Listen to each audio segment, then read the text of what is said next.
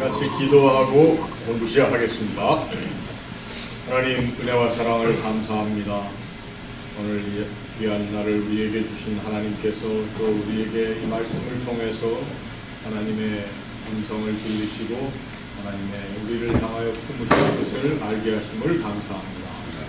우리에게 지혜를 주셔서 이 하나님의 말씀을 잘 깨달아 알도록 도와주시옵소서. 예수님의 이름으로 기도하옵나이다.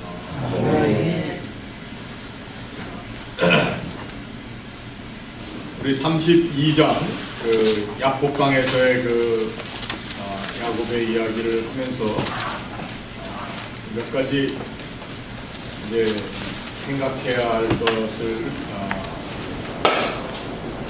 좀 더 나눠보고 그 다음으로 넘어가겠습니다. 32장 29절에 보면은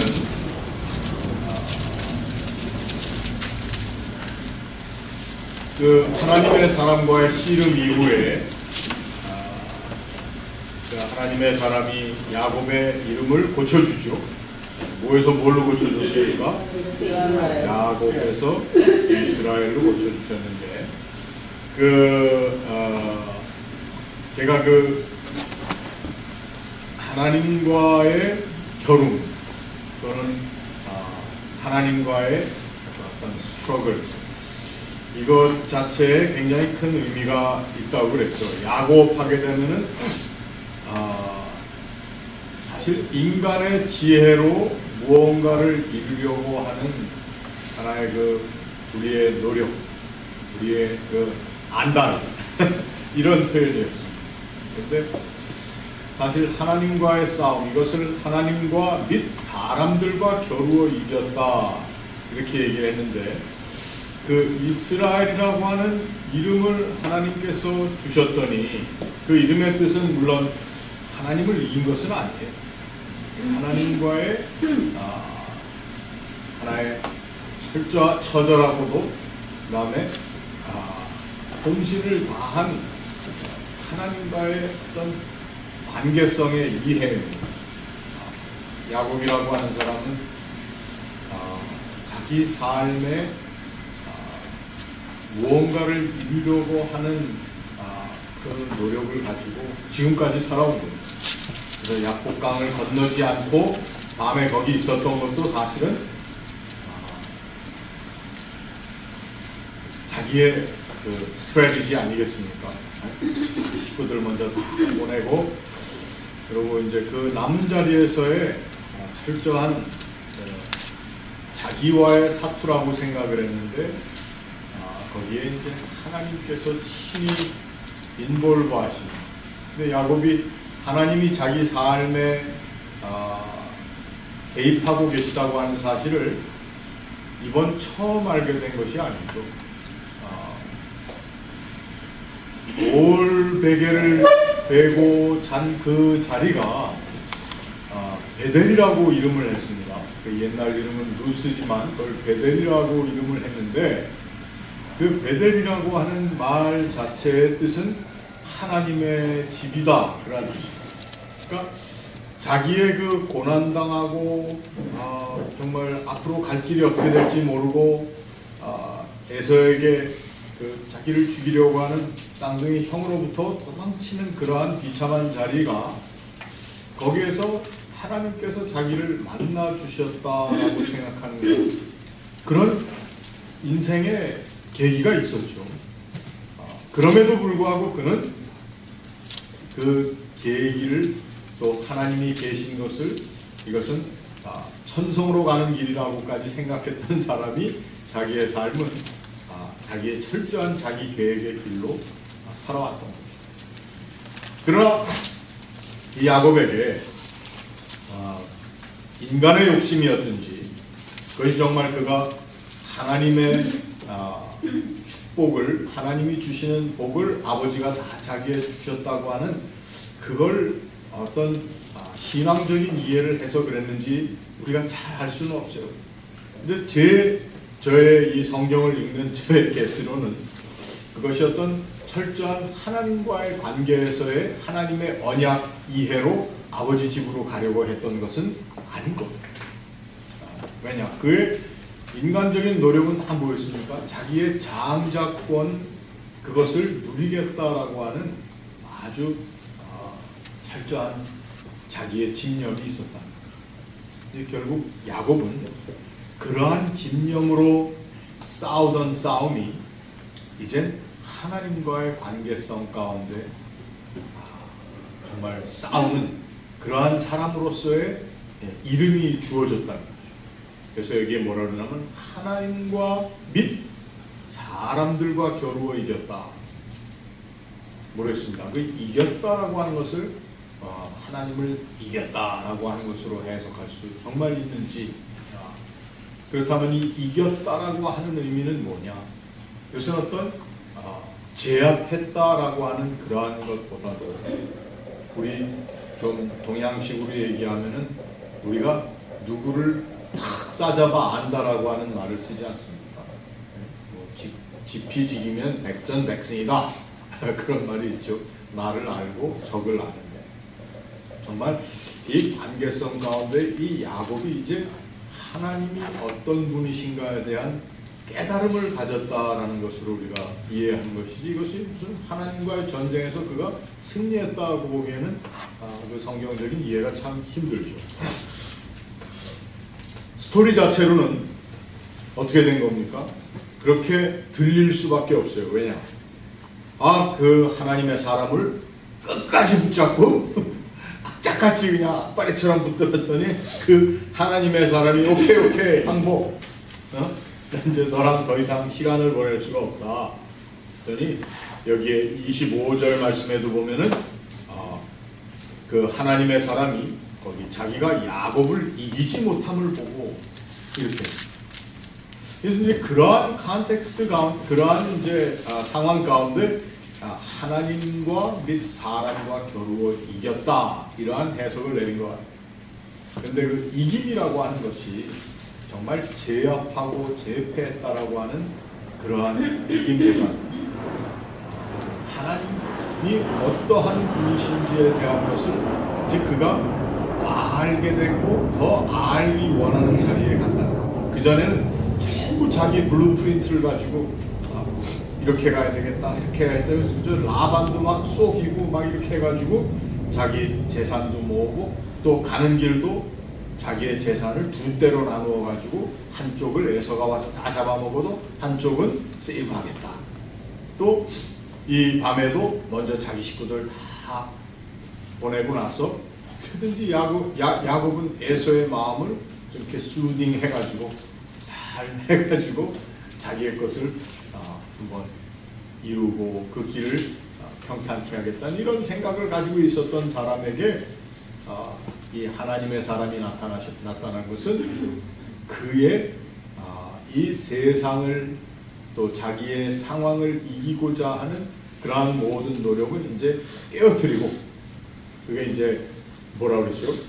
그게 바로 둔보의 힘줄이 끊어진 거예요. 그건 다 깨어버리고 그 다음에 하나님과의 자기 이해. 그래서 결국은 하나님을 자기가 어떠한 분인지, 하나님의 계획이 무엇인지, 하나님이라고 하는 분이 도대체 왜 이 시간까지 자기를 인도해 주시는지 이런 거에 대한 이해가 있었다는 것이죠. 그래서 야곱이 진작본을 가진 것은 하나님 자신을 위해서, 승리를 위해서 그런 거죠. 그렇죠. 철저하게. 하나님이 그래도 그 자격을 이해해주시고 그렇게 뜻을 이루시는 거죠. 야곱의 자격이라는 것은 사실 하나님이 보실 때에 우리는 좀 비교적으로 생각해야 될 겁니다. 뭔가 하면 에서라고 하는 사람이 장자임에도 불구하고 그는 장자의 그 권한을 소홀히 여겼다. 성경에 그렇게 나와 있거든요. 그거에 반해서 장자가 아닌 자가 그 장자의 권한을 원하기도 했지만 그걸 가지려고 굉장히 노력했다고 하는 것. 예수님께서 왜 나중에 나사렛 회당 같은 데서 설교하시면서 이 이야기는 안 하셨는지 모르겠어요. 오히려 그랬으면 그 백성들에게 돌 맞아 죽을 뻔하는 그런 일은 안 겪으셨을 거예요. 예수님은 항상 뭐라 그러셨죠?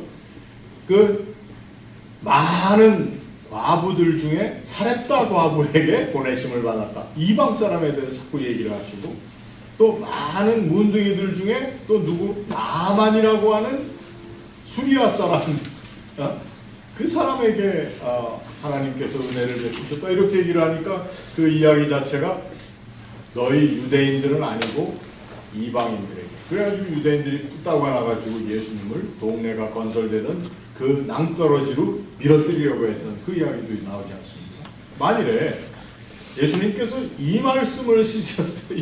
야곱과 에서 이야기를 하시면서 그 장자권에 대한 얘기, 너희들이 장자, 유대 백성으로서의 장자의 권한을 좀 더욱더 잘 유지하고 했으면은 이렇게 좀 얘기를 하셨으면 좋았을 텐데, 예수님이 하신 거니까 제가 이러고 저러고 시비를 걸 수는 없죠.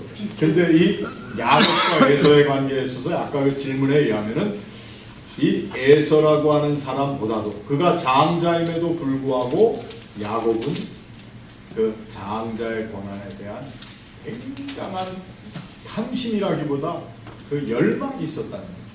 근데요, 그 장자가 꼭 조금만 갖는 게 아니라 그 가문, 그 국적을 잘 리드를 해야 되는 거죠. 그것뿐만 아니라 아버지의 그 재산과 이런 것들을 다 누려야 되는 그러한 책임이 있으니까. 국적을 잘 다. 그래서 이 야곱의 이야기를 보면은 그 하나님과 겨루어 이겼다라고 하는 거기에 어떤 인간적인 노력으로 이겼다 뭐 이런 것보다도 이제 그 노력이 인간적인 이김을 향한 노력이 이제는 하나의 깨달음의 모습으로 돌아갔다. 그러니까 이렇게 해석을 하면 좋을 것 같습니다. 우리가 하나님을 어떻게 이기겠습니까? 하나님을 이긴다라고 하는 것은 하나님을 우리가 정말 바르게 깨닫게 됩니다. 우리가 하나님이 어떤 분인지를 바로 깨닫게 되면 하나님과의 교제가 시작되고, 하나님께서는 그래서 아브라함을 나의 벗이라고 선지서에 보면은 나의 벗 아브라함, 이러한 관계에 갈 수 있다는 거죠. 그래서 야곱이 이러한 모든 싸움을 통해서 하나님을 이겼다라기보다 이제 깨달음이 있었어요. 근데 그 깨달음에 어떤 인을 치는 것이 필요한데 도대체 그게 무엇일까? 그게 이제 29절부터 나오는 이름을 알려주십시오. 그러면 이름 알려달라고 졸른 사람이 또 하나 있죠, 성경에. 네? 모세. 네, 모세가 이름을 알려달라고 했어요. 그 이름을 알려달라고 하는 것이 어떤 마음에서였을까요? 모세의 경우에는 그 상황이 어땠죠? 이제 하나님께서 떨기나무, 그 꺼지지 않는 불이 붙어 있는 떨기나무 가시덤불 가운데서 하나님을 만났는데, 이렇게 해라, 내 백성을 애굽에서 끌어내라, 이런 얘기를 다 하시고 나서 하나님이 이제 가라 그랬더니 모세가 그때 한 얘기거든요. 자, 그러면 그때 모세는 어떤 마음으로 하나님의 이름을 물어봤죠? 본인이 이야기를 합니다. 두려워. 모세가 물어보잖아요. 자기 백성들에게 신적 권위를 이름을 통해서 나타내는 거죠. 그래야 팔로우 하니까. 그 신이 누군지 내 백성들이 물어보면 내가 누구라고 얘기를 할까요? 그 아이덴티티를 내놓아요. 그러니까 그때 모세의 마음은 어떤 마음으로 하나님의 이름을 물어본 거죠? 하나님을 더 확실하게 알려주시기 때문에. 근데 그 마음은 어땠습니까? 그냥 그런 알려주겠다, 줘야 한다는 책임의식에서만 자기도 알고 자기도 당연히 자기가 알아요.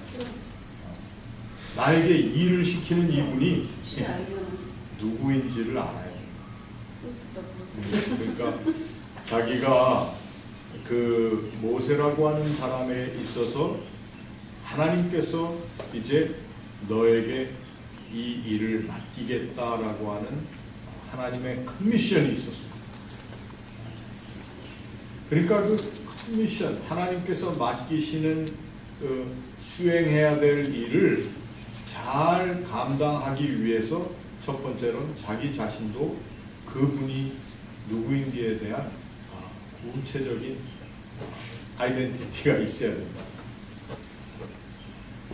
그리고 아까 얘기하신 것처럼 두 번째로는 그 백성들에게 그 이름이 누구인지를 알려야 되는 그 책임이. 자, 그러니까 이름을 알아보는 이유는 성경의 그 모세의 사건을 통해서 우리가 조금 힌트를 얻을 수가 있어요. 그러니까 여기에 야곱도 그냥 궁금해서만 도대체 나랑 밤새 씨름을 한 당신은 누구요? 이런 어떤 아주 캐주얼한 질문인지 아니면은 이름을 알려주십시오라고 하는 것이 이러한 모세가 호렙산에서 야훼 하나님을 만날 때의 그 컨텍스트에서 한번 우리가 비교해서 이해해 볼 수 있지 않을까 그런 생각. 자, 그러니까 지금 야곱은 첫 번째로는 뭡니까?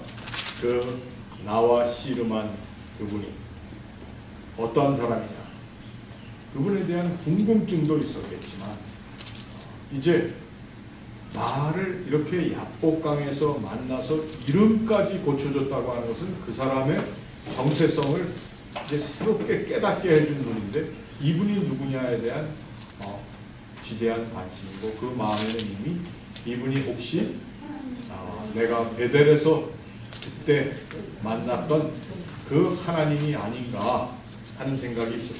하나의 confirmation. 어떻습니까? 우리 인생에도 이러한 우리가 신앙생활 오래 하면서 하나님을 여호와 하나님, 나의 반석이신 하나님, 같은 말입니다.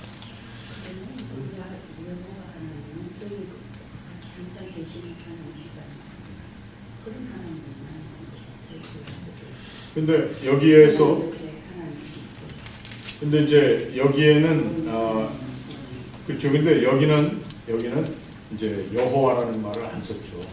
여호와라는 말을 안 썼고 그리고 그분이 여기에 싸움을 한 사람이 뭐라고 얘기를 했습니까? 어떻게 내 이름을 부르느냐. 그러니까 사실은 지금 이제 권사님이 질문하신 거에 굉장히 이제 우리가 좋은 그 디스커션을 할 수 있는 게 있는데 그게 뭔가 하면은 이 초월적인 하나님으로 여기 지금 계속 나와 있습니다. 여기 하나님이라고 나와 있지 여호와 하나님이라고 나와 있는 게 지금 이 스토리에 없습니다. 그렇죠? 근데 여기에 초월적인 그 하나님이 이제 야곱이라고 하는 사람, 그 사람이 잠자고 있는 자리에 물론 그 하나님이 그 천사를 보내셨는지 그분이 정말 이러한 천사의 모습으로 오셨는지 그거에 대한 것은 우리가 정확하게 알 수가 없어요. 그러나 여기는 그냥 우리가 성경 본문으로만 정확하게 알 수 있는 건 하나님의 사람이었다라고 하는 그러한 어떤 사람이 어떤 사람. 그런데 사람의 이름까지 다 고쳐주고 할 뿐이니까 그래서 야곱이 이해하기는 이분이 하나님이시다 이 생각을 한 거죠. 초월적인 하나님이었는데 그래서 그가 이해하는 것은 여기에 내가 하나님과 대면하여 봤다 이렇게 얘기했고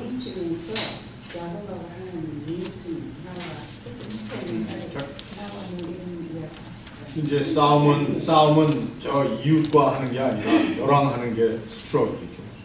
저기 저 사람하고 싸우는 거는 그거는 뭐 싸움이라기보다 이게 뭐 싸움이 돼요? 쟤랑 하겠다고 자꾸 싸움은 너랑 해야지 이게 싸움이지. 그래서 그런 의미에서 있지만 좌우지간 그러나 여긴 여호와 하나님이라는 말은 안 썼는데 야곱이 그 이름을 물어보고 나서 뭐라고 그랬냐? 내가 하나님과 대면하여 그 하나님은 엘로힘입니다. 엘로힘 하나님. 굉장히 초월적인 하나님이신데 자기의 인생을 저 먼 데서 인도하시는 초월적인 하나님을 자기가 어떻게 했다고요? 대면하여 하나님께서 자기에게 다가오셨다라고 하는 근데 그 하나님을 보고도 내가 죽지 않아.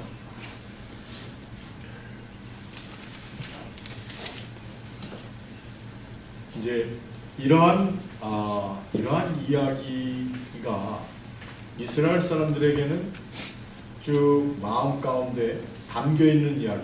우리 조상 중에 하나님을 보고 죽지 않은 조상들이 있네. 물론 아브라함과 같은 사람은 하나님을 본 적은 없어요. 아브라함이 하나님을 봤습니까? 아니죠. 하나님의 사람들을 보고 음성을 들었죠. 세 사람이 왔을 때의 이야기를 기억하시나요? 그런데 그 후에 모세의 경우에 있어서도 모세가 이스라엘의 위대한 영도자인데 그도 하나님을 보았다라고 하는 이야기를 사람들이 자꾸 하고 싶은 거예요. 하나님을 보았다. 왜? 우리 조상 아브라함, 야곱 하나님을 다 이렇게 볼 수 있는 그러한 찬스들이 있었던 조상들처럼 우리의 위대한 영도자, 지도자인 모세도 하나님께서 그 얼굴을 보여주셔야 되지 않았을까. 그래서 자꾸 얘기하는 것이 그가 하나님과 말씀하실 때 마치 두 친구가 대면하여 얘기하는 것 같았다라고 이렇게 했지 대면해서 했다는 얘기입니다. 왜? 하나님을 대면하여 보면은 그냥 죽게. 그래서 모세가 하나님께 당신의 영광을 제게 보여주십시오. 이렇게 요청을 했더니 내가 내 얼굴은 보지 못. 내가 내 위로 갈 때에 너를 반석 벌어진 틈 사이에 집어넣고 내가 그리로 지나갈 때 너는 내 뭐만 보라고요? 이 뒷모습만 봐. 뒷모습만. 이게 굉장히 애매한 이야기들이 성경에 있습니다. 정말 보았나? 근데 정말 보았다고 얘기하면서도 그거에 대한 확실한 걸 왜? 성경 이미 여기에 내 얼굴을 보는 자는 죽는다고 그래요. 왜? 그게 언제 이유입니까? 아담과 하와의 이야기 이후로 하나님과의 교제가 일단 얼굴과 얼굴을 맞대고 하는 그러한 교제는 이미 일어나고 있지 않았다라고 생각하는 것이 일반적인 사람들의 이해입니다. 그리고 그것이 맞습니다. 그렇기 때문에 어떻게든지 그 하나님의 얼굴을 보는 그것에 대한 열망이 사람들에게 있었습니다. 자, 그래서 야곱이 그 이름을 알려주십시오라고 얘기한 것, 우리가 항상 그 모세가 떨기나무 불꽃 가운데에서 만난 하나님에게 하나님의 이름을 알려주십시오. 그건 뭡니까? 이제 그가 제2의 인생, 모세에게 있어서는 제3의 인생이죠. 제1의 인생은 40년 동안 애국에서 바로의 공주의 아들로 살았던 것이 40년이고 그 다음에 40년은 미디안 광야에서 장인어른의 양을 치면서 목자로 살았던 40년 그걸 이제 딱 40으로 적고 40이라고 하는 새로운 자기에게 맡겨주신 하나님의 사명 커미션을 거기에 받으면서 하나님의 이름을 하나님의 존함을 여쭤봤습니다. 자, 그러면 야곱도 그 하나님의 이름을 물어봤다라고 하는 것은 이제 거기에서 그가 이해하는 하나님과의 관계에 새로운 페이스가 새로운 이제 장이 열리는 그거라. 그동안의 장. 그래서 이름도 바뀌었고 또 하나님의 이름을 물어보는 그 자기 하나님이 궁금한 것이 아니고 하나님의 이름을 물어봤다는 것은 이제 자기 인생에 앞으로 가야 하는 길에 대한 그 하나님이 함께 하시고 하나님께서 주신 큰 미션을 자기가 이루어야 한다라고 하는 새로운 어떤 소명의 이제 시작이라고 볼 수가 있는 것이죠. 그래서 그 사람의 이름을 물어봤더니 네가 어찌하여 내 이름을 묻느냐. 이거는 그 이름을 묻는다는 것 자체가 곧 하나님과의 그러한 하나님을 대면하는 것과 마찬가지로 그러한 것이 불가능한 그러한 존재가 바로 나다라는 얘기를 들은 거죠. 그래서 야곱이 그곳 이름을 브니엘이라고 불렀다. 엘 하나님, 브니 하나, 하니 본다는 뜻입니다. 그래서 브니엘 그것 이름을 브니엘이라고 불렀어요.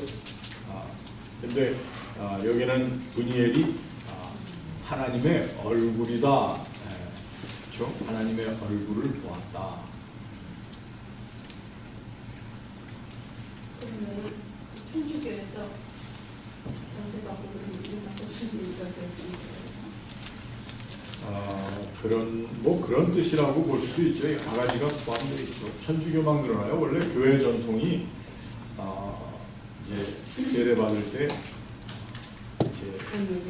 세례명을 받는 경우가 간첩이 대신 개신교에서는 제가 한번 설교도 했습니다만 우리 한국교회에서는 세례 예전이 굉장히 짧지 않습니까? 그냥 하지만 이제 우리 장로교 예전에 이렇게 전통적인 데 보면은 아이를 세례를 주겠다고 이제 부모가 유아 세례 받을 때 아이를 목사님한테 데리고 나오면은 뭐라고 물어보나 하면은 What is the Christian name of this child? 이렇게 물어봐요.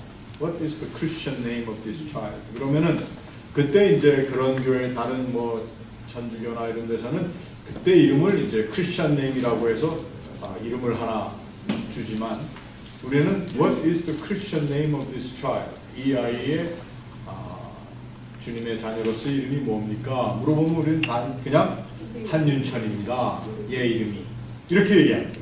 왜? 그 이름 자체가 우리가 나면서 하나님의 사람으로 이름을 지은 거예요. 우리는 그렇게 이해를 하는 거예요. 뭐 얘 이름을 다시 뭐 바울이다, 베드로다 이렇게 바꿀 필요가 없이 제 이름이 크리스찬으로서 하나님이 하나님이 계획하시고 태어나게 해서 여기에 있는 아이입니다. 해서 또 미국 교회에서 목사님이 What is the Christian name of this child? 그러면 she is Mary Poppins 이렇게 얘기를 해줘요. 그럼 목사님이 그래, Mary Poppins, I baptize you in the name of the Father, Son, and the Holy Spirit 이렇게 세례를 주는 겁니다.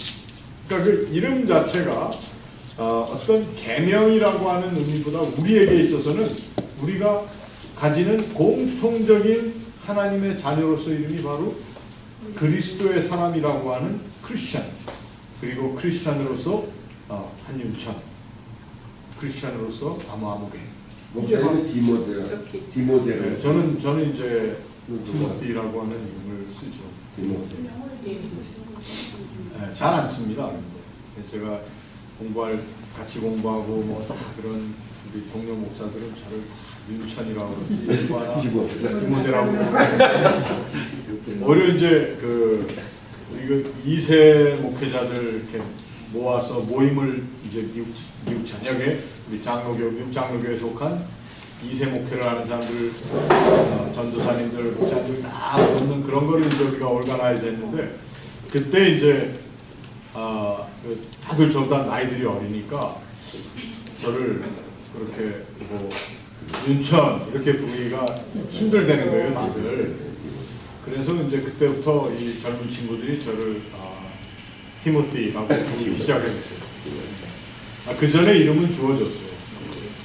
제 이름은 그걸 누가 지어줬냐면 현순호 목사님이 당신이 폴이니까 그분이 바울이고 저희 어머니 외할머니를 다 잘 알거든요. 그래서 성경에 있는 디모데처럼 디모데 유니게와 로이스를 잘 아는 것처럼 그래서 제가 미국 와서 얼마 안 있다가 야, 너도 이제 미국 왔으니까 그 미국 이름을 하나 다 지어줬는데 내가 폴이니까 너는 디모데라고 하구나. 이렇게 해가지고 이제 디모데가 된 거고. 자, 이제 이렇게 우리 공부는 딴 길로도 많이 갑니다.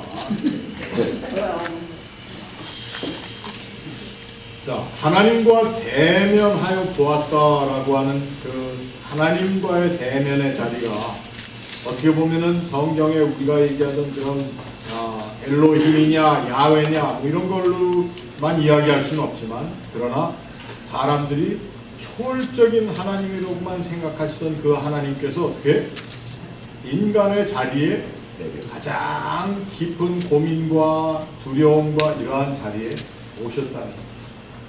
그래서 결국은 그 하나님께서 우리에게 오셔서 이제 아까 해석한 거와 좀 다른 해석을 한번 들여다보면은 하나님을 이겼다라고 하는 그 자리는 우리가 그거를 하나님 편에서 동사를 바꾸어 보자면 이겼다가 아니라 하나님께서 져주셨다. 하나님이 져주셨다고 하는 의미는 뭡니까? 바로 그것이 바로 우리 인간들에게 하나님께서 오셔서 그들로 하여금, 우리들로 하여금 우리 인생의 문제점, 또 그러한 문제점에도 불구하고 지속적으로 다가오시는 하나님의 모습을 알도록 허용하셨다라는 뜻으로 우리가 봐요. 이겼다라고 하는 것이 We won! 이게 아니고 He allowed us to win. 주는 척할까요? 오늘 이 답이 나오고 있습니다. 그레이스라는 말이 나왔습니다. 그레이스. 하나님의 은총이라는 거죠. 은총은 뭐 꼭 예수님께서 그렇게 십자가에 달려 죽으셔야지만 되는 그러한 방법이었을까? 근데 그러한 길을 하나님께서 어떻게 만드셨느냐? 스스로를 익스포즈 해주신 거예요. 이렇게 드러내 주신 하나님께서 우리에게 오셔서 우리의 연약함만을 알게 하시는 게 아니고, 우리의 죄 많은 것만을 알게 하신 것이 아니고, 하나님께서 우리 죄를 위해서 어떠한 값이라도 다 치르시기 위한 그 하나님의 안타까워하심과 우리를 향한 사랑이 이렇게 다 드러나게 얼라우 해주셨다. 다른 분이 생각하는 야곱의 소원을 들어주신 거. 그렇죠. 그러한 두려움도 극복할 수 있도록 해주셨다. 그런데 그 두려움을 극복하고 또 하나님과의 만남이 있고, 거기에 항상 무엇을 오늘 성경 말씀에는 얘기를 하냐 하면은 바로 거기에 늘 우리가 볼 수 있는, 깨달을 수 있는 증거와 또는 하나의 히스토리, 또 사인, 이런 것이 있어야 되는데, 그것이 바로 이제 그 반도표가 부러져서 저는 모습이라. 우리들에게도 하나님을 진실하게 만나고 나서 우리의 삶에 뭔가 저는 모습이 있어야 되는데, 문제는 그게 없다는 거죠. 그리고 그런 거를 필요로 하지 않는 것처럼, 그래서 늘 그냥 우리가 챙기고 그냥 막 이렇게 해서 잘 살고 막 이렇게 해야 되는 것들만 하는데, 뭔가 우리가 하나님 앞에 나의 그렇게만 버렸다라고 하는 어떤 증거가 있어요. 말로만 늘 버렸다고 하면 뭐합니까? 교만한데. 뭔가 비석을 하는, 그리고 자기가 느낄 뿐만 아니라 다른 사람도 볼 수 있는 그러한 증거, 이것이 있어요. 하나님을 만난 사람의 증거가 있어야 되는데, 그것을 오늘 성경에서는 그가 저렇다고.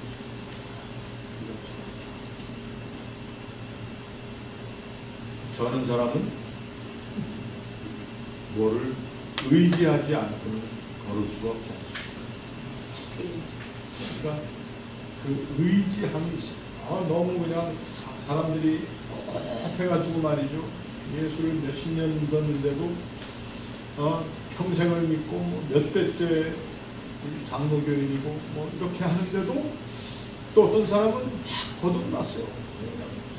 정말 신앙이 뜨겁고 정말. 그런데 어떤 때 보면은 그 증거가 좀 미비해.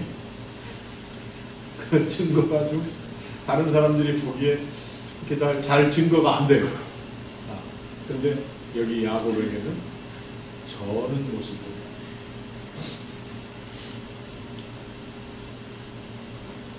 그러니까 하나님과 사람과 겨루어 이긴 사람들, 이스라엘이라고 하는 이름을 가진 이 야곱의 모습에는 이긴 모습이 아니라 사실은 철저한 패배의 모습이 있었다는 것.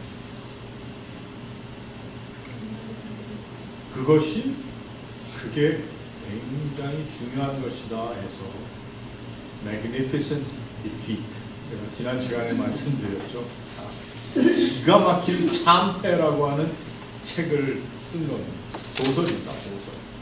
프레드릭 뷰크너라고 하는 사람이 쓴 소설에 이 내용을 주제로 해서 그러니까 우리들은 늘 이기고 또 승리의 삶 이런 거에 막 그냥 강박관념이 있는데 참다운 승리 가운데 하나님을 만나서 자기 자신의 반도표가 정말 허벅지 관절이라고 우리 세 번째 성경에는 그렇게 되어 있는데 나를 지탱하고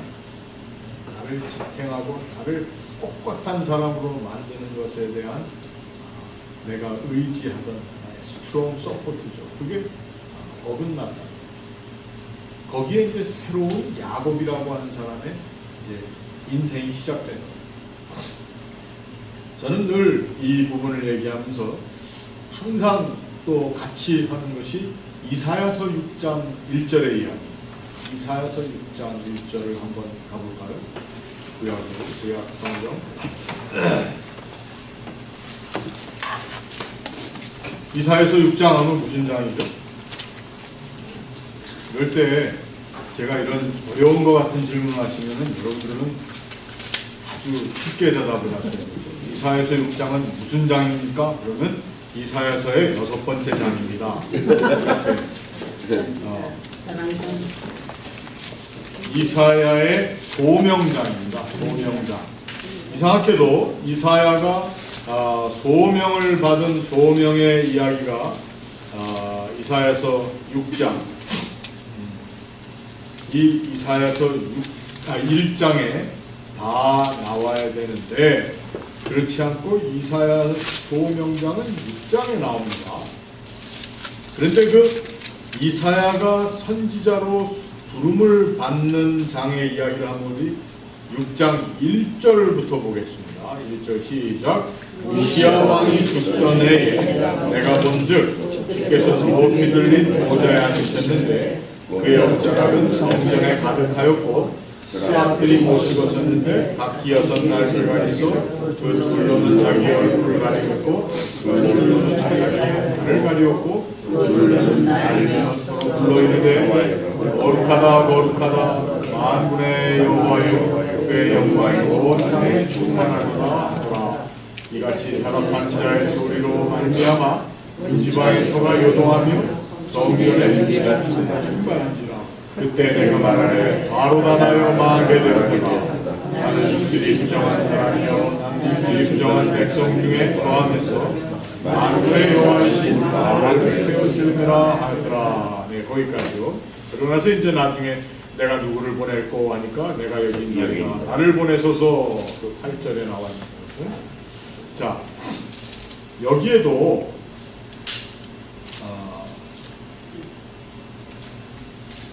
이사야가 소명을 받는 그 자리를 물론 시간적으로 언제라고 얘기하고 싶어서도 얘기했겠지만 우시야 왕이 죽던 해다 이렇게 되어 있습니다. 우시야 왕이 죽던 해에 그 우시야라고 하는 왕은 아주 이스라엘의 아주 힘있는 왕이었습니다. 그리고 그 이름조차도 여호와는 나의 힘이다. 우시야. 제가 종종 말씀드리는 거 이스라엘 사람들 그 가지고 다니는 요 기관총 짧은 거 있지 않습니까? 옛날 그리고 요즘 그것들이 미국이나 중남미 갱들이 많이 쓰는데 이렇게 기관총 이렇게 손에 들고 다니기 좋은 그 우지라고 하는 총 그런 거 못 들어보셨죠? 우지도 관심이 없어서 그 우지라고 하는 말이 이스라엘 총입니다. 이스라엘 사람들이 만든 그래서 이스라엘의 그 소위 말하는 커맨도들 이런 사람들이 쓰는 총인데 그 우지가 바로 이 파워라는 뜻입니다. 파워, 힘, 히브리 말입니다. 그래서 우지입니다. 우지. 거기에서 우지야가 나왔어요. 우시야입니다. 우시야 왕. 그러니까 야훼는 나의 힘이다. 하나님 힘을 가지고 우리가 이제 열왕기에도 읽어보고 하면은 나오지만 우시야가 굉장히 힘이 있고 어느 정도로 힘이 있었냐면 그가 무슨 짓을 했죠? 성전에 들어가서 자기가 제단에서 강불을 가는 일까지 하려고 했어요. 그러니까 그러한 정도로 권세를 부리던 사람이었는데 그래서 그 나중에 우시야가 하나님 쳐서 문둥이가 돼버렸어요. 그리고 아들 요담이 그 아버지 대신 살아있는 동안 이제 일을 봤어요. 왕의 일을 봤다. 이야기가 나왔어요. 자, 그 우시야라고 하는 왕이 죽었으니까 오늘 이사야가 어디에서 소명을 받은 걸로 우리가 볼 수 있습니까? 소명받은 자리가 어딘 것 같아요? 주께서 높이 들린 보좌에 앉으셨는데 그 다음에 거기 스랍들이 모시고 섰고 근데 네? 성전에 가득하였다고 그랬죠. 그의 옷자락은 성전에 가득하고 그 다음에 영광을 부르는 스랍 천사들이 가지고 이 자리를 우리가 지성소라고 보는 거. 거룩한 자리, 거룩하다.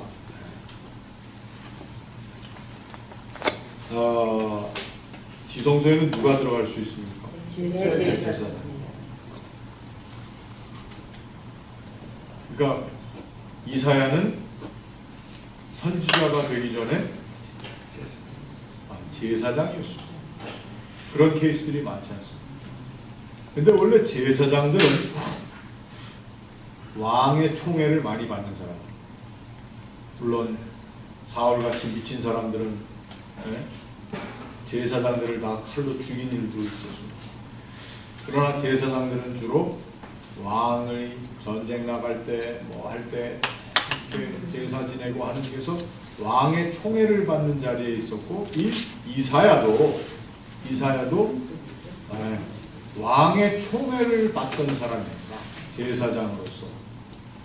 그런데 그가 소명을 받은 건 언제냐? 자기를 총애해 주던 그 막강한 파워를 가진 우시야가 죽고 나서 그 죽은 자리에서 이사야는 이제 하나님의 부름을 새롭게 받았다. 뭘로? 선지자, 예언자로 부름을 받았습니다.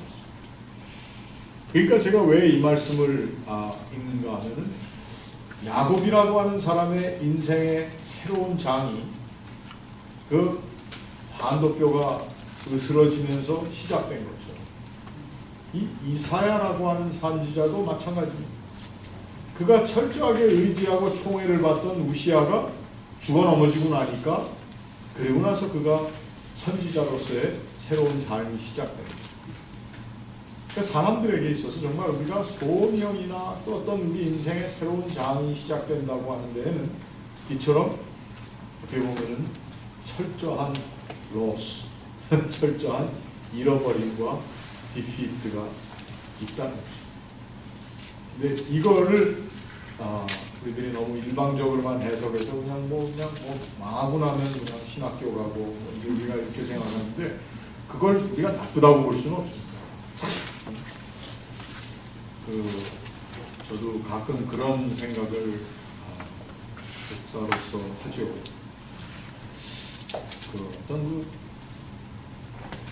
이건 좀 조심해서 얘기해야 되는데 성경 공부 시간이니까. 저는 그런 철저한 그런 잃어버림과 패배가 없지 않았나 막 이런 생각을 좀 하게 됩니다. 그래서 그런 잃어버림과 패배를 가지고 시작하는 그러한 분들의 그런 목회자로서의 그런 모습에 좀 못 미치는 부분이 있어서 많지 않나 저는 이런 생각을 좀 해봅니다. 그래서 언제 또 모르죠. 하나님께서 뭘 뺏어가시고 어떻게 해서 좀 디피트를 통해서 또 새로운 장으로 부르실지 늘 그런 두려운 마음이 있습니다. 여러분 이 야곱이라고 하는 사람이 압복강에서 그가 자기의 가장 중요한 신체적인 한 부분을 무너뜨림 당하고 절개되었다는 것에 대한 굉장히 그 그리스도인으로서 우리들이 좀 우리의 실존적인 이해를 해야 되지 않을까. 이런 거 없이 늘 하나님 앞에 나오는 우리의 모습이 잃어버리는 것에 대한 어떤 두려움이나 또 그걸 채워야 하는 어떤 채움에 대한 강박관념을 가지고 우리가 하나님 앞에 나올 때가 너무 많지 않을까 하는 뭐 이렇게 쉬운 생각은 아니지만 그런 생각을 좀 해보게 됩니다. 그래서 이러한 부분을 우리가 본문을 읽을 때 좀 심각한 우리 스스로의 모습을 한번 찾아볼 수 있어야 되지 않을까. 자, 32장을 이렇게 해서 마치는데 혹 좀 카멘트나 질문 있으시면은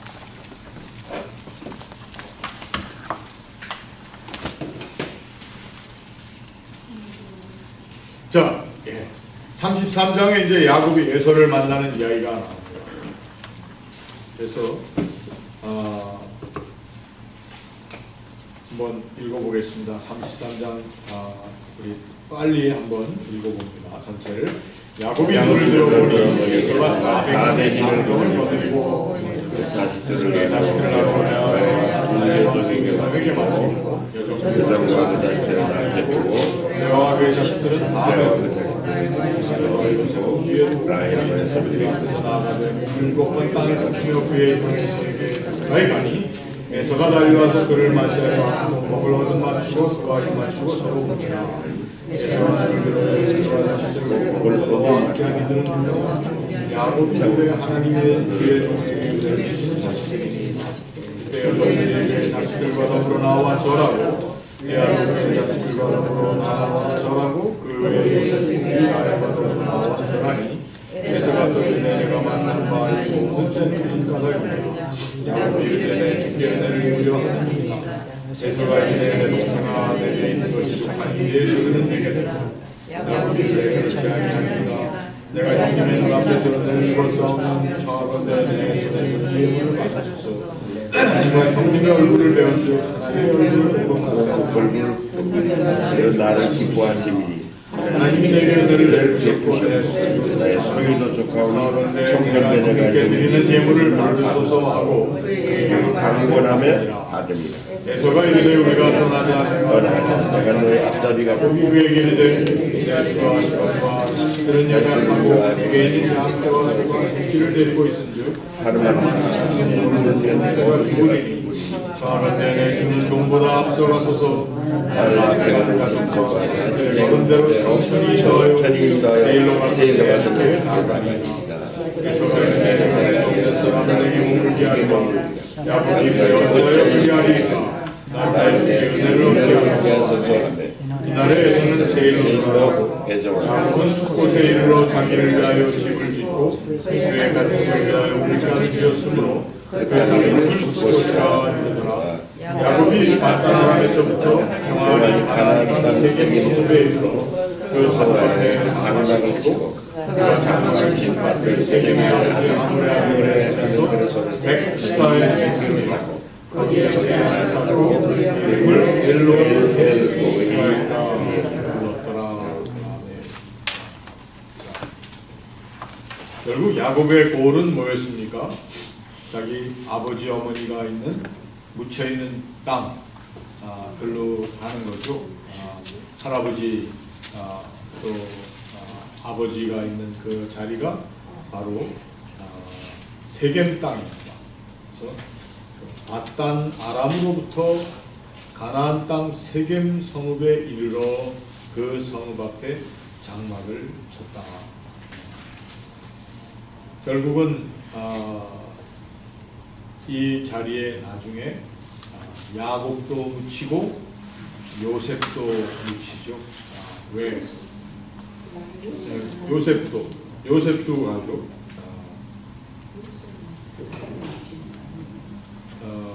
요셉의 여호수아서에 보면은 요셉의 유해도 여기에 묻혀서 여호수아서 24장에 하니까 세겜 땅에 아버지 있는 땅에 묻어달라고 그래서 거기다 묻히고 막벨라 굴은 다 거기는 이제 똑같은 자리예요. 세겜 땅 여기에 그 요셉도 묻혔어요. 24장을 자꾸 우기니까.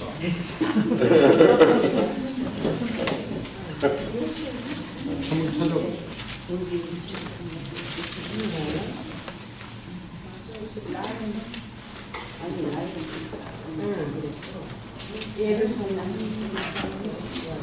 자, 이스라엘 자손이 여호수아서 24장에 보면 이스라엘 자손이 애굽에서 가져온 요셉의 뼈를 세겜에 장사하였으니 이렇게 되어 있습니다.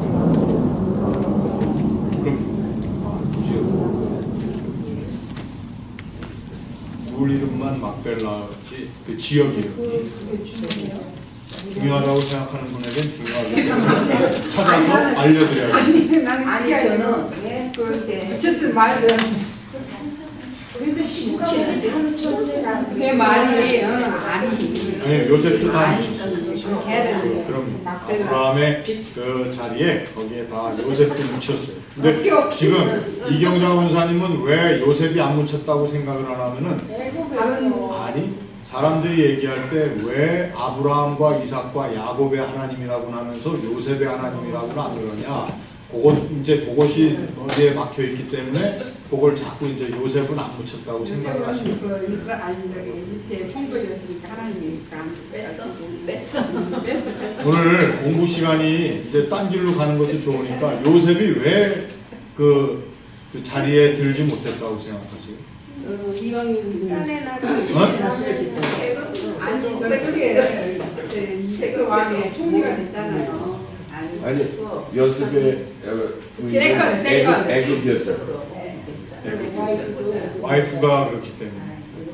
근데 유대인들은 국경이 없는 대신에 유대인의 섹스가 국경이 아닙니까? 그래서 지금까지 국경 없이도 유대인들은 전통을 지켜왔죠. 자, 지방방송 잠깐 그 던지고 제 얘기를 우리 개성이 강한 분들이 여기 공부하시기 때문에.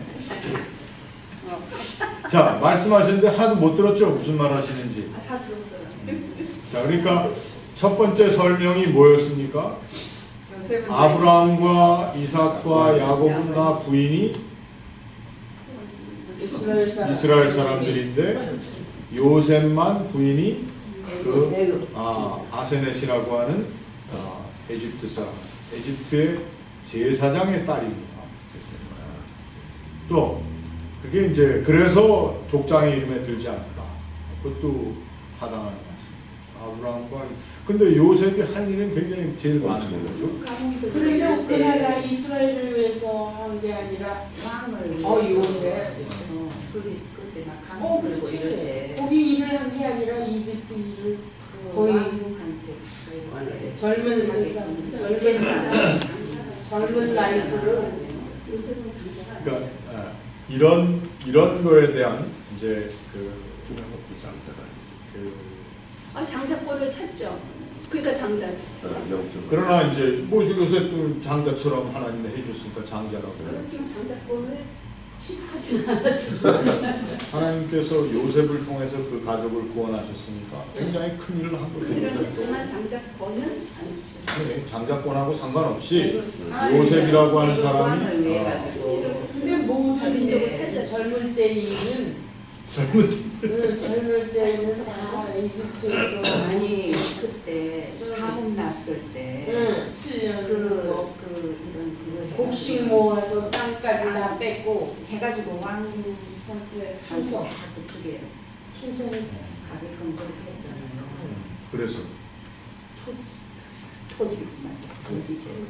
계속 얘기해 보세요. 왜? 그게 뭐 이렇게 외국어는 부자를 시켰어요. 해야 되는데. 백성을 내야 되는데 그리고 그 선조들이 한것 같이 예수님을 잘 나타내지를 못했어. 이집트에서 아니 하나님을 잘 나타내지 못했어. 이 야곱, 요셉은 요셉이 그래도 하나님께서 주신 그 지혜와 이런 것으로 해서 그 은혜로 받은 거고 자기 짝은 또 3대까지만 언급하면 충분하다고 생각을 합니다. 확실한 얘기가. 다 이제 제가 보니까 다 정답입니다. 그냥 이제 3대까지만 언급해도 너무 기니까 그것도 괜찮아요. 또 아까 얘기한 그 애국 이제 흉년 났을 때부터 시작해서 그 요셉이 한 일에 대한 제가 한번 설명을 드렸습니다. 그거는 이제 유대인들 랍비들의 해석이 유대인들 랍비들이 해석하는 이유 중에 왜 우리만 질문하는 게 아니라 아이들이 왜 우리 조상의 리스트에 요셉이 안 들어갔습니까? 라고 물어봐요.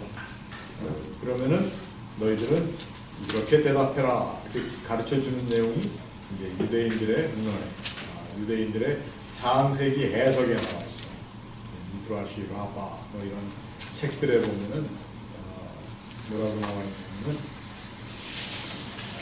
요셉은 하나님의 사람으로 그 흉악한 땅 애굽의 바로를 이롭게 한 것 때문에 그 족장의 자리에 들어가지 않았다. 그러면서 이제 우리가 이해할 수 없는 이야기를 하는 게 예를 들면 그러나 우리의 조상 아브라함과 이삭은 아브라함은 애굽의 왕 바로로부터 박해를 받은 사람이었다. 뭐 이렇게 얘기를 해요. 그 이제 문헌에 우리가 참 그런 거.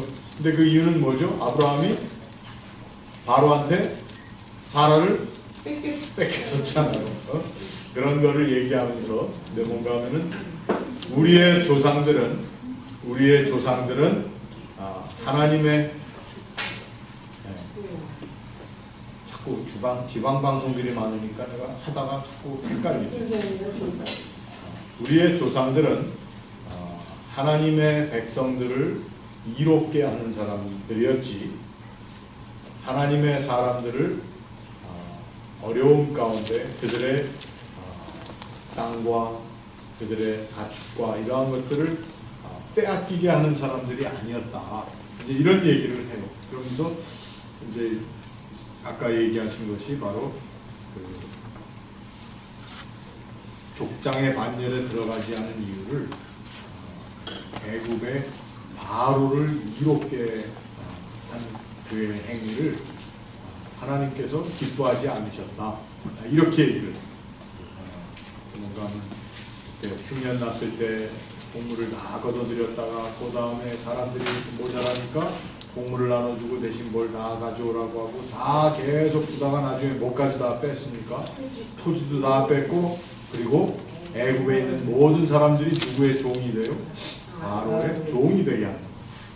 요셉이 바로 그 일을 했습니다. 그것 때문에 우리 족장의 반열을 들지 못한다. 이런 설명을.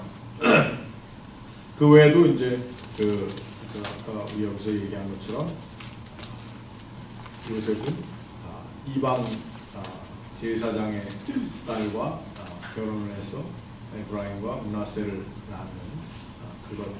그래서 결혼 문제 때문에 들어가지 못한 것으로 이해하기도 합니다. 아무튼 아까 저 구석에서 나온 질문이 그저 3명 정도면 됐다라고 하는 것도 오늘 우리 공부에서는 받아들이도록 하겠습니다. 야곱으로서 부족 국가 형성이 끝났기 때문에 더 이상 야곱으로서 12지파의 역사서에 보면 부족 국가가 이미 형성됐거든요. 하나의 국가로서. 그러니까 그 3대를 거론하면 되지 그 밑에 요새까지 거론할 필요가 없어요. 이미 부족 국가가 형성됐으니까 열두지파 족장. 지금 3대로 그 정도면 됐다고 하는 데 대한 아주 확실한 설명을 또 우리가 들었습니다. 그 하나님은 3, 4대까지 복을 주고 3대까지 저주를 맞아요. 많이들 하세요. 자 보면은 여기에 다시 그 33장에 가보겠습니다. 보면은 에서와 야곱이 화해를 하는 거죠. 화해를 하는데 결국은 그 전에 나와 있는 것들 다 에서가 받았죠. 네? 야곱의 재산들도 받고 이렇게 하면서 오늘 에서가 12절로부터 이렇게 쭉 보면은 에서가 뭐라 그러냐면은 내가 너랑 동행하겠다. 그 동행한다라고 하는 말의 의미를 굉장히 이제 여기부터 좀 어려운 해석들이 나옵니다. 에서의 의도가 무엇이었을까? 에서의 의도는 야곱을 데리고 어디로 다시 가려고 그런 거예요? 자기 원래 있는 데로 다시 가려고 했는데 세일산이 아니고 사실은 에서는 세일산은 다 자기들이 원래 거하는 데지만 이제 야곱이 가는 길로 다시 가려고 한 거예요. 야곱이랑 같이 아버지의 땅으로 가려고 했어요. 에서도. 그럼요. 같이 가려고 그랬는데 여기에 야곱이 뭐라고 그러죠? 꾀를 써가지고 지금 같이 떠나다가는 우리 이 가축들 새끼 뵌 것들도 많이 있고 그런데 위험합니다. 그러니까 좀 기다리십시오. 그러면서 뭐라 하냐면은 내주는 조언보다 앞서가소서 그리고는 내가 당신이 원래 거하는 그 땅까지 같이 가겠습니다. 거기가 세일입니다. 세일산 쪽으로 그쪽으로 제가 가겠습니다. 그래 놓고서는 사실은 야곱이 세일로 갔어요 안 갔어요? 안 가고 안 가고 어디로 간 건가 하면 세겜 자기 아버지 할아버지가 사는 땅이 있는 자리로 가는 거예요. 에서는 야곱과 동행을 하려고 했어요. 거기까지. 근데 야곱은 에서를 세일산에 머물게 하고 자기는 거기 가서 에서와 동행한 게 아니고 야곱은 세겜 땅으로 딸이 그 문성이 나와서 우리가 그래서 결국은 우리가 쭉 얘기한 내용을 어떻게 보면은 그런 것 같은 그렇게 거듭난 사람이 왜 또 이 모양일까 이런 생각을 하게 되죠. 그렇죠? 거듭난 사람이 이 모양일까? 오락골관 사람. 거듭난 사람이 왜 이 모양일까 하는 그 손가락질을 우리가 여기다가 하는데 결국은 이제 우리도 이러한 자리에 그리고 야곱이 거기에 이제 사실은 빨리 갔다는 말은 없지만 그래서 그것으로 여기 뭐라 그러냐면 14절에는 내주는 종보다 앞서 가소서 나는 앞에 가는 가축과 자식들의 걸음대로 천천히 인도하여 세일로 가겠습니다. 근데 사실 세일로 안 갔어요. 어디로 갔어요? 세겜. 아마 헷갈렸나 봐요. 세일을 세겜을 세일로 생각하고 갔나 봐. 그건 한글로 써 있는 거니까. 그래서 야곱이 결국은 에서와 거기서 헤어지는 겁니다. 화해하고 헤어지는데 그 화해의 내용은 자기 목숨을 구한 거예요. 자기 목숨을 구한 거예요. 그게 참 야곱의 말하는 거 보면은 그렇죠. 형님의 얼굴을 뵌 줄 하나님 얼굴을 본 것 같다는 말까지 할 정도로 그렇게 해서 에서의 마음을 다 녹여주었습니다. 자, 그렇게 해서 야곱이 세겜 그 땅으로 갔습니다. 그리고는 거기에서 또 땅을 샀어요. 밭을 사서 거기에 제단을 쌓고 그 이름을 엘로헤 이스라엘, 엘로헤 이스라엘이라고 하는 말은 뭐 아주 그 하나님의 이름을 최극상의 칭으로, 최극칭으로 부른 겁니다. 엘로헤이, 그러니까 엘 하면 하나님이죠. 엘로헤이 하게 되면 하나님이죠. 이스라엘. 이스라엘의 하나님만이 참 하나님이시다. 근데 이스라엘은 누구의 이름이에요?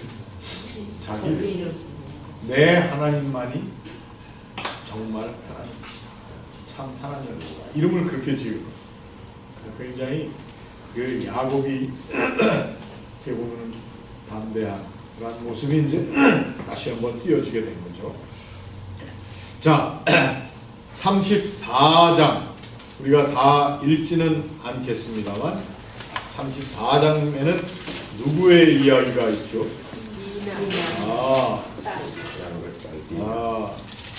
그 디나가 하몰의 아들 수장 세겜이 그 디나를 연애했어요. 그래가지고는 디나를 강간을 한 거죠. 근데 그거에 대한 것을 그냥 그 지역에 살고 있으니까 땅 이름이고 여기엔 또 이 족속 하몰의 아들 세겜입니다. 자, 그래서 결국 꾀를 내었습니다. 그래서 어떻게 하느냐 그랬더니 하몰 아버지가 와서 아들을 위해서 청합니다. 아내로 삼도록 합시다. 그리고 우리와 결혼하고 서로 신화를 하자고 얘기를 합니다. 그랬더니 그 야곱의 아들 13절에 야곱의 아들들이 세겜과 그의 아버지 하몰에게 속여 대답하였다. 뭐라고 그랬느냐? 우리가 그렇게 할 수 없다. 우리는 할례를 받은 사람들하고만 교류할 수가 있다. 그래서 너희 중에 할례를 받고 우리처럼 되면 그럼 우리 딸을 당신네들에게 주고 또 당신들과 함께 거주하여 뭐라고까지 얘기했어요? 한 민족이 되겠습니다. 그러니까 이 사람들이 물론 속여서 한 얘기지만 이미 이 창세기가 쓰여지던 그 당시에 사람들의 생각에 있어서 이 할례라고 하는 것이 그 사람들로 하여금 하나님의 사람이 되는 중요한 표였다는 겁니다. 그래서 이방 사람이라도 할례를 받으면 유대인이 될 수 있는 그 관념이 있던 시대에 이 글이 쓰여집니다. 그전에는 사실 어림도 없었습니다. 그러나 하나님께서 모세에게 말씀하실 때 뭐라고 얘기했죠? 너와 내 집에 거하는 이방인들도 할례를 받게 되면 할례 너희와 함께 유월절을 먹을 수 있다. 이 얘기를 하셨다. 그래서 이러한 얘기를 함으로 이 사람들의 말 가운데 우리가 뭘 알 수 있냐면 이방인들도 할례를 받고 그 하나님의 백성이 될 수 있다고 하는 개념이 창세기 때부터 있었다라고 생각하기보다는 사실 그 후의 개념인데 이것이 글로 쓴 것은 6세기니까 6세기 개념이 우리가 알 수 없는 이 시대에 표현이 된 겁니다.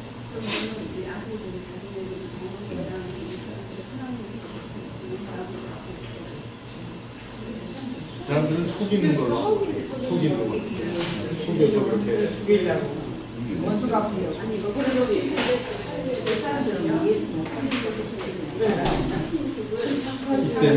그 사람들은 이때 사람들은 우리가 알고 있었는지 모르죠. 그렇지만 그런 것도 자기네가 말씀 없잖아요. 그 저는 이거는 이제 제가 말씀드리는 포인트는 뭔가 하면 이 창세기가 쓰여졌던 그때는 이 개념이 확실했다는 거예요. 그것이 여기에 반영이 된 것이죠. 근데 이 사람들은 그래서가 아니라 속이려고 했다는 거죠. 그래가지고 우리 중에 모든 남자가 할례를 받은 같이 할례를 받아야 그 사람들이 우리와 함께 거주하겠다 하지 않았냐 하고 자기네들끼리 의논을 하고는 그래서 성문으로 출입하는 모든 자가 하몰과 그의 아들 세겜의 말을 듣고 모든 남자 우리가 읽을 때 모든을 강조해야 됩니다. 그래가지고 다 할례를 받아서 이 할례라는 것이 뭐 말하자면 요즘으로 얘기하는 circumcision 그 복용수술 같은 거니까 받고 나서 아파서 꼼짝 못하고 누워있는 그때에 야곱의 두 아들 디나의 오라버니 시몬과 레위가 칼을 가지고 그래서 몰래 성읍을 기습하였어요. 모든 남자를 모든 아들 세겜을 죽이고 디나를 세겜을 죽여서 그리고 나서는 나머지 아들들은 그 시체들이 누워있는 그 세겜 성읍에 가서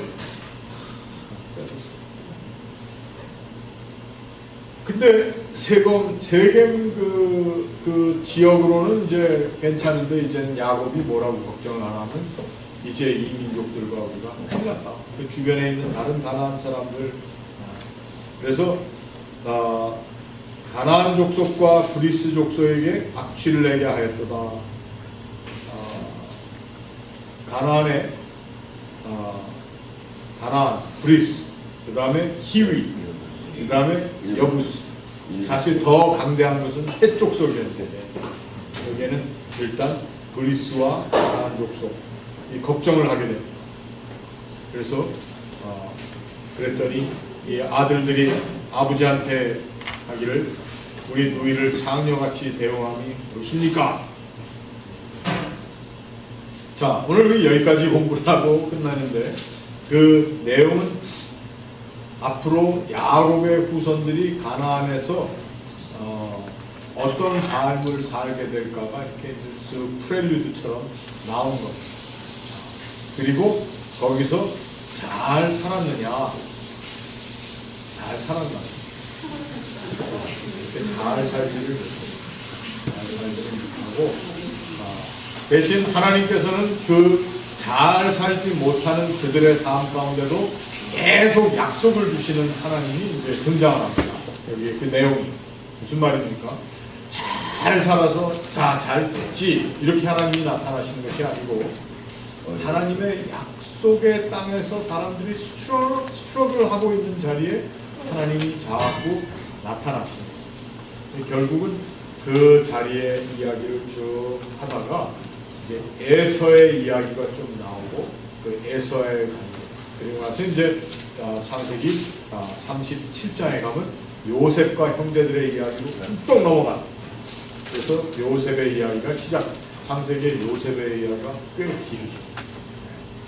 그래서 우리 다음 시간에 에서 이야기를 잠깐 하고 요셉 이야기로 넘어가도록 하겠습니다.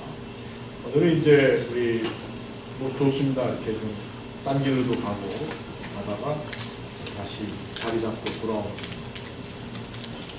네, 크게 말씀하세요.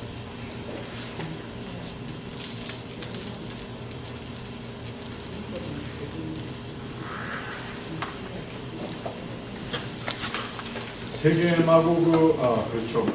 고개 헷갈렸네. 원장님이 지금 이걸 계속 공부를 하셨어요. 세겜이 아니고 그 막벨라는 헤브론에 있는 헤브론. 그러니까 그 대적적만 따로 묻혔더라고요. 맞아요. 근데 결국은 진화 때 처음 일어난 거 디나하고 야곱의 진화를 이민족 거기에 왔으면 이민족의 거기 혼자 막 돌아다니다가 그 세계에 춤을 추고 근데 베델로 가라 그랬을 때 별로 가야 돼? 메시지를 읽었을 때는 베델로 가라 그러셨는데 베델을 가야 될 걸 세겜에 들어가는 그게 벌써 잘못의 시작이에요. 시작이. 베델로 불씨가 가라. 되는 거예요.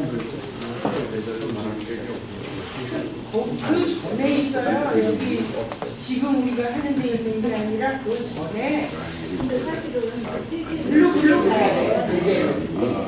가서 자, 오늘은 공부하다가 헷갈린 것이 한 두세 군데 되니까 오늘 다음 시간에 정리하고 하도록 하겠습니다. 이만큼 새끼는 다리가 아니고 이걸 풍자하고 자, 이제 시간이 다 돼서 여기서 마치도록 하겠습니다. 하나님 고맙습니다. 또 저희들이 함께 하나님의 말씀을 묵상하며 또 이 자리에서 우리들의 마음 가운데 우리의 신앙의 모습이 얼마나 또 다르게 서 있는지도 살펴보게 하시고 말씀을 통해서 깨달음도 주심을 감사합니다. 우리들이 또 그 말씀을 함께 묵상하고 또 하나님의 양식을 받으며 또 이 귀한 식탁의 교제도 나누겠습니다. 하나님께서 준비하는 손길들을 위해 은혜 주시고 우리가 간절함으로 우리 이 말씀과 또 식탁 교제를 통해서 하나님의 은혜를 나누고 또 전하게 도와주시옵소서. 예수님의 이름으로 기도합니다. 감사합니다.